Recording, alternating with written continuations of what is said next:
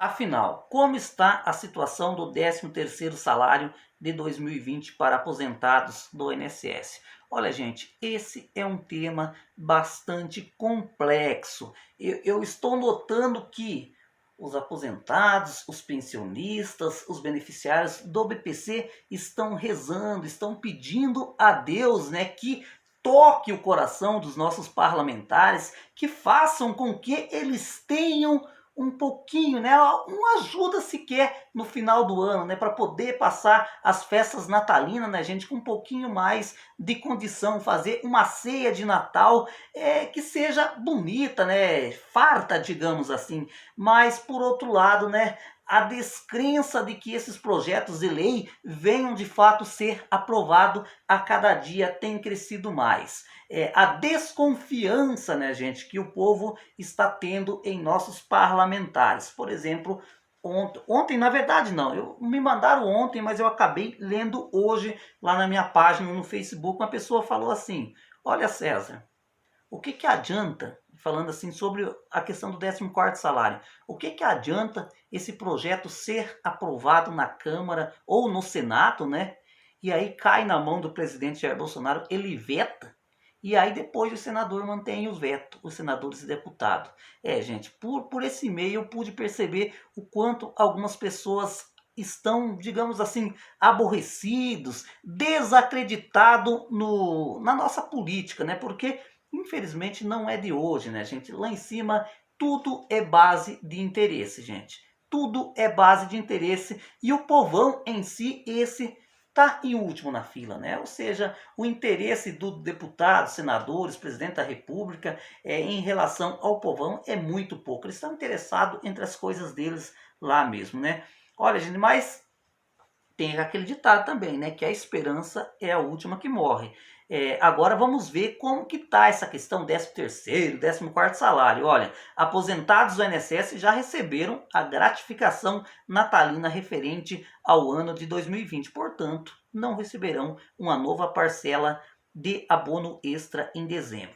Inclusive, gente, já está se cogitando o ano que vem antecipar novamente para abril e maio, março ou abril o 13º salário. Os aposentados são extremamente contra isso. E eu também sou contrário, gente. Não, não, não. Se não tiver 14º salário, não tem por que antecipar o 13º salário de novo. Pelo amor de Deus, gente. Tem que ser lá em setembro e dezembro como era antigamente. Essa é minha opinião. Desculpe se você pensa diferente. Olha, a primeira parcela, né, do 13º, como de costume, foi paga como de costume, não, foi pago apenas esse ano, né, no dia 24 de abril e 8 de maio. Né? Foi esse tempo mais ou menos que foi pago nessa primeira parcela. Já a segunda parcela, ela ocorreu entre o dia 25 de maio e o dia 5 de junho. Ou seja, devido à pandemia, o governo ficou com medo dos aposentados ficar descapitalizado, né? E antecipou o pagamento do 13º.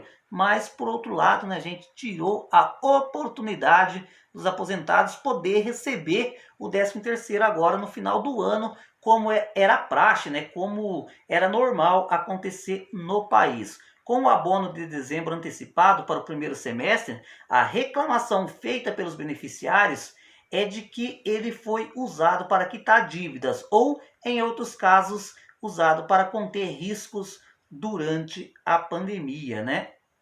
E daí, aqui que entra, né, gente, a expectativa do 14º salário. Lembrando, gente, que fique bem claro para vocês, é apenas uma expectativa. Não existe nada de concreto quanto a isso. Se alguém falar para vocês em calendário, se alguém falar que foi aprovado, não acredite. Existe a possibilidade, existe, não quer dizer que seja aprovado, né?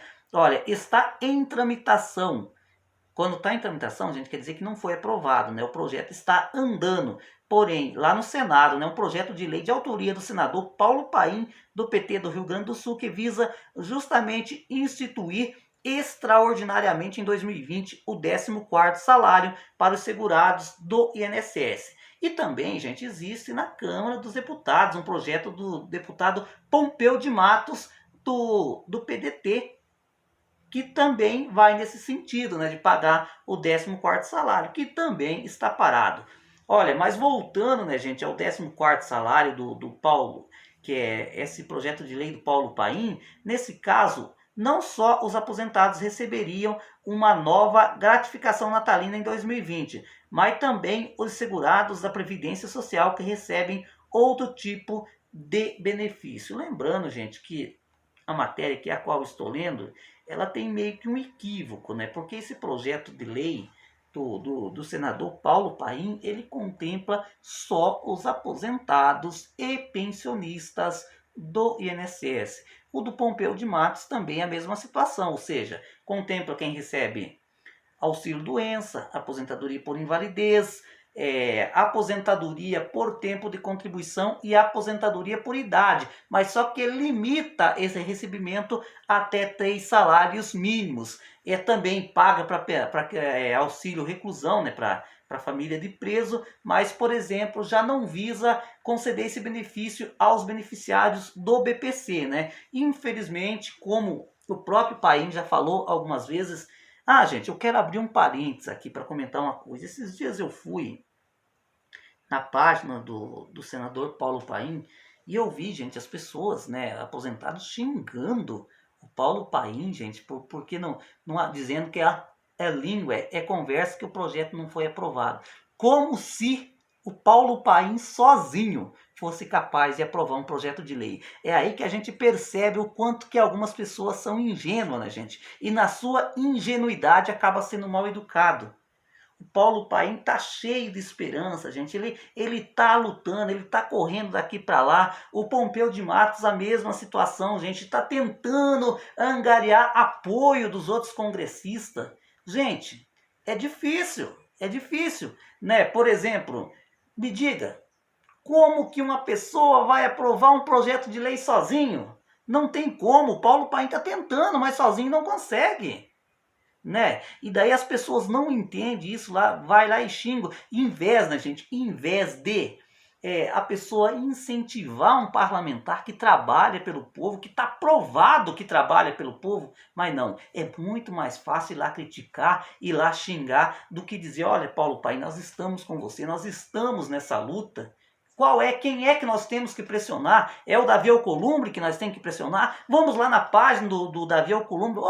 E daí, Alcolumbre, por que você não pauta o projeto? Ou então é o Rodrigo Maia que nós temos que pressionar e lá também pressionar. Gente, mas agora você sair, né? Você gastar um tempo útil que você tem para ir criticar um cara que está trabalhando para você, que está trabalhando favorável a você, aí não faz sentido, gente. Eu sei que não é ninguém aqui do nosso canal que faz isso. Porque no meu canal eu sempre aconselhei que hoje nós temos uma ferramenta em nossas mãos que é poder cobrar, né? Ir até a parte parlamentar, mas com educação, gente.